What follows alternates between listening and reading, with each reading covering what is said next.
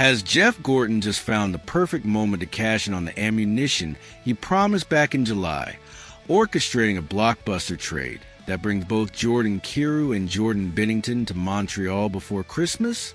Back in July 2025, when the dust settled after the bombastic acquisitions of Noah Dobson and Zach Bolduc, Vice President Geoff Gorton looked directly at the cameras and made a bold promise. "We still have plenty in the tank." Many doubted him. They thought trading Logan Mailloux and multiple first-round picks had emptied the prospect cupboard. Fast forward to Tuesday, December 23rd, 2025.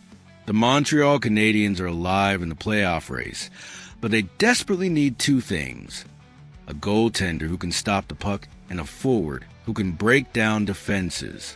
And guess what? The St. Louis Blues have both. Gorton's prophecy is about to be tested with a blockbuster proposal that would shake the foundations of the NHL. The narrative has shifted from construction to acceleration. Insider Chris Johnson and recent analysis from the hockey writers suggest that the Habs' interest in Jordan Kyrou never died. In fact, with Montreal's goaltending crisis intensifying, Montreal struggling, and barred from recent road trips, the target has expanded. The dream package is now Kyrou plus Jordan Binnington. And as Gorton warned, the Habs have the assets to pay the bill. Let's talk about why this pairing makes sense for both organizations. The marriage between Montreal and St. Louis is rooted in mutual necessity. Jordan Kyrou is the elite top six talent that Montreal desperately lacks, despite currently being listed as week-to-week with a lower body injury. Kyrou possesses elite speed and is locked into a long-term contract. St. Louis wants to change their culture and shed his salary. Montreal needs pure, unadulterated talent. He's the kind of player who can transform a lineup, who can create offense out of nothing, who can take over games with his speed and skill. Jordan Binnington represents the goaltending stability Montreal needs immediately. With Montreal struggling and requiring technical work with the coaching staff, Binnington would provide instant credibility. He's a Stanley Cup winner. He knows how to perform in high-pressure situations. He's proven he can steal playoff games. St. Louis has young Joel Hofer ready to assume the starting role. It's the perfect veteran for a potential swap that benefits both organizations. But acquiring two stars with combined salaries exceeding $14 million requires Montreal to send significant salary and future assets. The package being speculated about in December fits perfectly into the description of ammunition that Gorton mentioned back in July. Samuel Montembeault would go to St. Louis for a fresh start. He's a talented goaltender who needs a change of scenery and confidence restoration.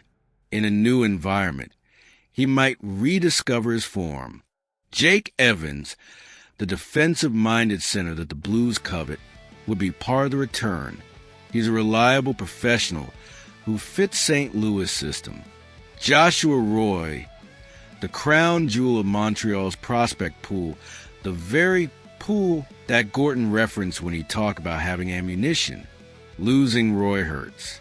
He's a talented young forward with significant upside. But to acquire Kyrou, that's the price.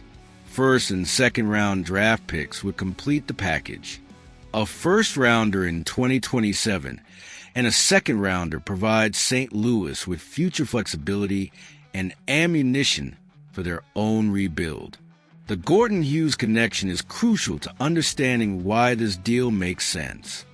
Gorton was confident in his young goaltenders, Jakob Dobes and Jacob Fowler, which gave him the security to move Montembeault or Primo without panic. Additionally, the defense is already addressed with Noah Dobson anchoring the blue line as the huge splash of July, and the recent arrival of Philip Danault stabilizing the center position. The team is ready. All that's missing is the offensive punch that Kyrou would provide. Think about Montreal's lineup with these additions.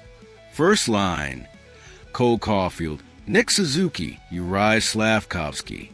Second line, Patrick Lane, Philip Danault, Ivan Demidov. Third line, Jordan Kyrou, Oliver Kapanen, Brendan Gallagher. That's 3 lines of legitimate scoring threats. That's organizational depth that can compete with anyone in the Eastern Conference. Kyrou's elite speed would fit perfectly with Lane's power and Demidov's creativity. He'd be the missing piece that transforms Montreal from a team with potential into a team with a legitimate championship window. The goaltending situation would be solved with Binnington providing stability, while Fowler develops in the AHL, and Dobes continues his progression.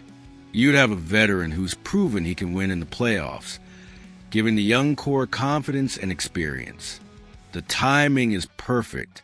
St. Louis is struggling. They need to reset and rebuild. Montreal is ascending and needs the final pieces. The trade deadline is approaching, and both teams have clear motivations. Gorton made his promise in July.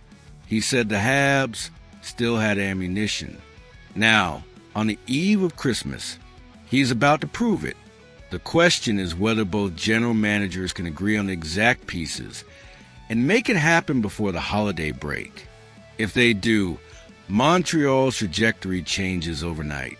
If they don't, the Habs will have to wait until the trade deadline in February to make their next move.